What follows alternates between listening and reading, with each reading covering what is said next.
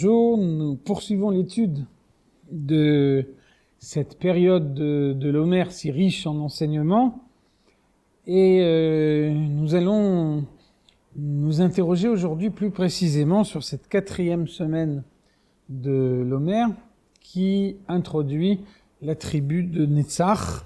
Netzach qu'on traduit bien souvent de manière erronée par Netzach, l'éternité. En fait, Netzach est de la même étymologie que Nitzachon, qui veut dire la victoire. Nous avons vu les 3 premières semaines de l'Homère.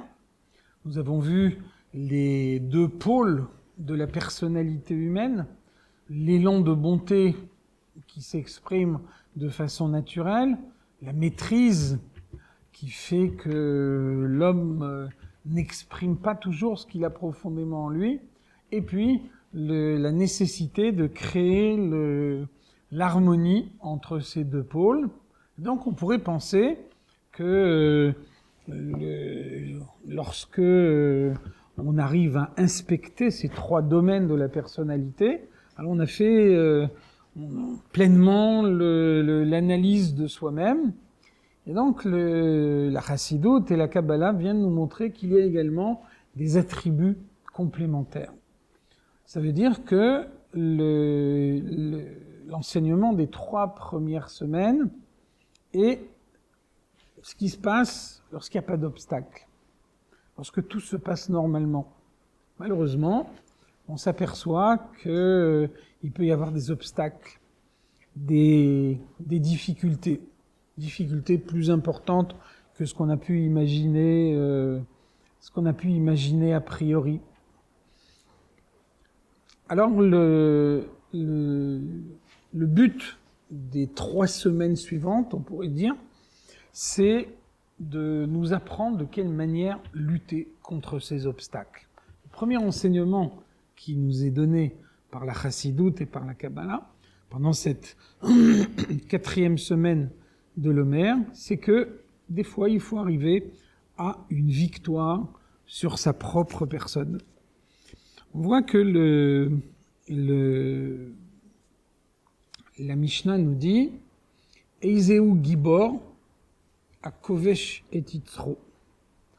Le héros, c'est celui qui maîtrise pleinement son mauvais penchant.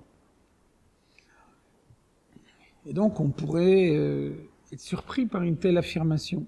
A priori, le terme de Gibor, le terme de héros, on pense à un héros national, on pense à quelqu'un qui a défendu une cause planétaire. Et finalement, après avoir posé la question Eizeu Gibor, qui est cet homme d'une stature si exceptionnelle, alors la Mishnah répond à Kovesh et Yitzro, quelqu'un qui est parvenu à maîtriser son mauvais penchant, c'est-à-dire finalement ce qu'on attend de chacun d'entre nous. On a l'impression que ce terme de Gibor est dévalorisé par la Mishnah.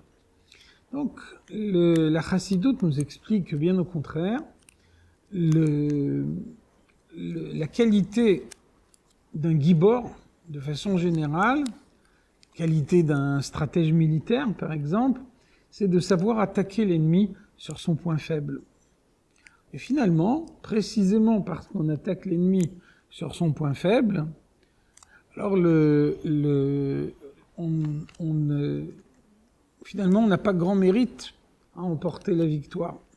En revanche, celui qui attaque sa propre personne, c'est qu'il ne peut s'attaquer que là où il a le plus besoin d'être attaqué, là où le combat est le plus âpre.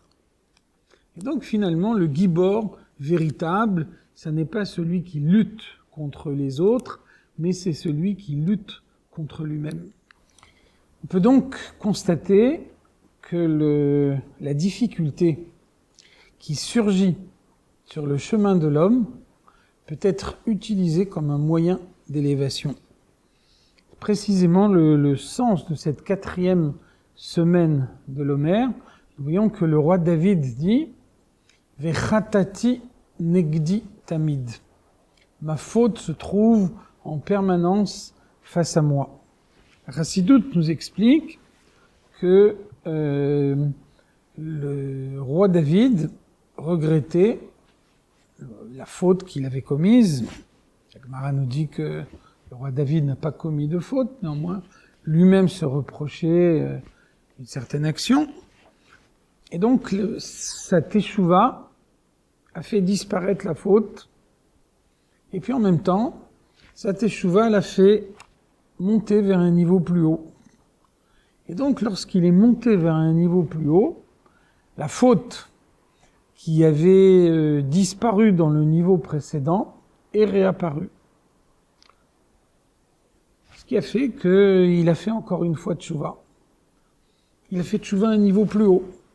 Et donc, cette teshuva, à un niveau plus haut, lui a permis de faire disparaître la faute encore une fois. De cette façon, il est parvenu à un niveau spirituel encore plus élevé, auquel sa faute est réapparue.